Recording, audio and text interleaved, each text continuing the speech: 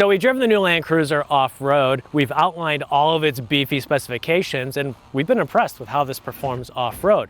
But what happens when you take it away from the rocks and the mud and you bring it back home and you have to live with it every day? Well, we're here to find out. Get out of here. The Land Cruiser is an SUV after all, so let's take a look at its cargo area. We perform our own standardized cargo testing, and it performed well in our tests. And part of that is because it's a very upright vehicle, and the way that we measure cargo is we measure up to the top of the seat back, not all the way up to the roof. We think there should be some room left for visibility. And the Land Cruiser's seat backs are very tall, so that gives you a lot of usable cargo space. We measured as much cargo space as a Ford Bronco, less than the old Land Cruiser, which was just the behemoth of a vehicle. This is much smaller, but more than a Jeep Wrangler, and about the same as a Lexus GX 550 because they're very similar vehicles. Now, using the cargo area, one thing I was turned off by was just how high the load floor is. You do have this extra space here for the standard hybrid battery that's underneath the floor, so it's a little higher off the ground than you would really want, but still it's flat, it's big. You have some hidden compartments here to store stuff. There's one flap at the back of the cargo area here that has a first aid kit. There is a load limit rating on this part of the cargo area though of about 130 pounds. And then there's also a cargo area in the back that you can flip up and store little items too. Now, in addition to the space, there are some amenities back here, including this 2400 watt AC outlet for household devices. A lot of cars that aren't hybrids will have a maximum of about 400 watts. That limits what you can use. You can't power any big air compressor or power tools, but you can in the Land Cruiser, which should be great for being on the trail or camping, recharging batteries, whatever accessories that you need to use. So the last convenience feature of the Land Cruiser is the rear glass. That pops up, gives you access without having to open the whole lift gate. And then also if you had lumber or something you wanted to haul out the back, this is a nice option for that. Some of us on staff did miss the rear clamshell style lift gate of the old Land Cruiser because it was easier to get dogs out of. But for me, I don't have a dog, so this rear lift gate worked just fine. The Land Cruiser's ride is exceedingly comfortable, and that comes from multiple parts.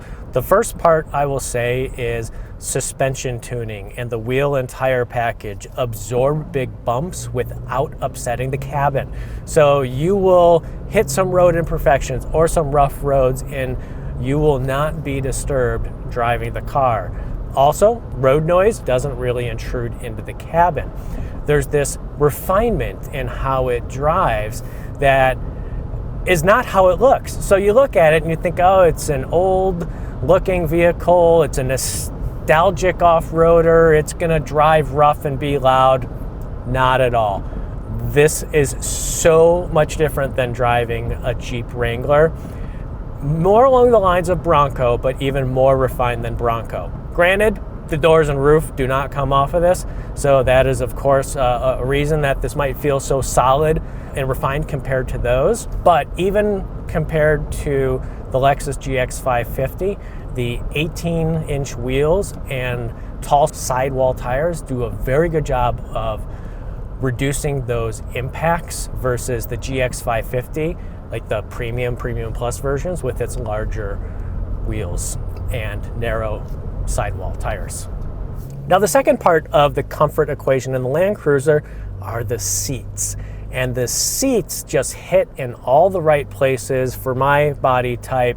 I've got support on my thighs, my lower back, my mid back, even up near my shoulders. Everything just forms really nicely to my body. And that combined with the ride quality, I could really drive this car all day. It is something that you can get on the highway and cruise at 70 miles an hour and feel really good about. Although the wind noise does start to intrude in the cabin, granted you have this very upright windshield, you have these massive mirrors, so there is some wind noise, but it's not as bad as I would expect. Now, where there's not as much comfort is in the back seat. And like the GX550, if you have small kids in car seats, you're gonna be at a space deficiency for the front passenger and driver because there's just not a lot of room to negotiate. The back seat doesn't slide, and when you have a rear-facing car seat or an infant seat, it does take up a lot of room. You're gonna have to adjust the seats. My kids are older. They're in a booster seat and a forward-facing convertible.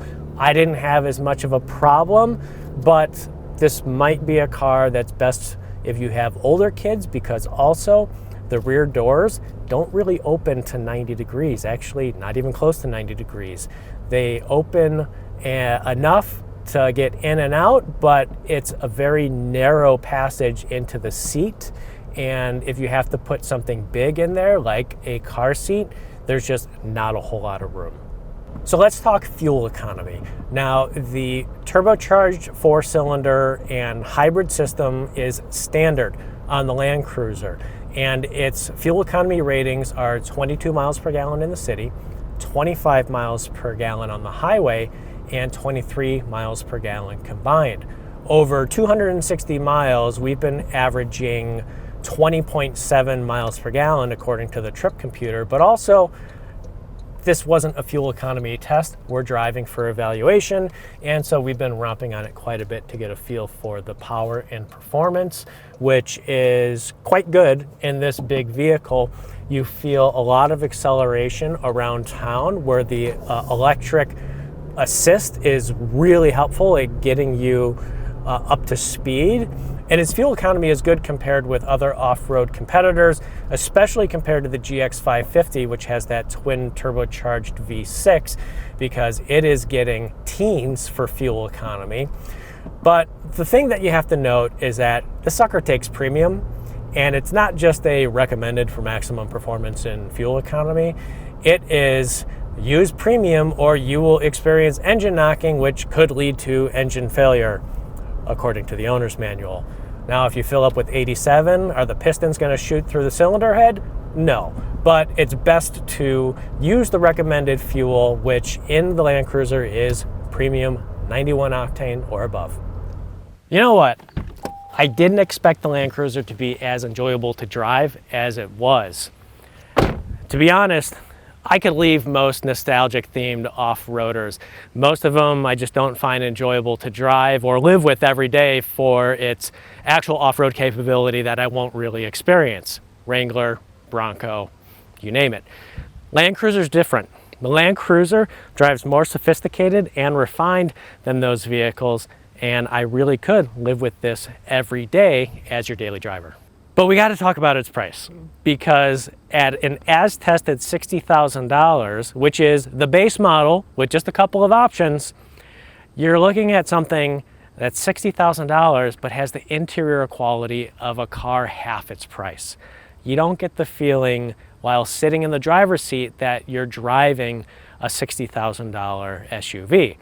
Now, if that sounds familiar, well, the 2021 Land Cruiser that I reviewed last had a very similar quality, but at a much more expensive price.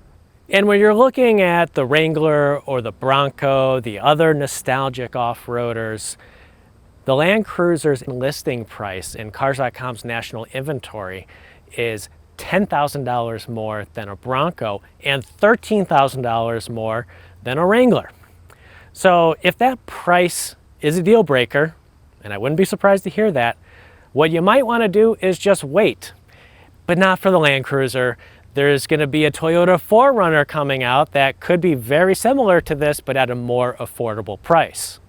If you learned something in this video, be sure to like, subscribe, and do the other thing.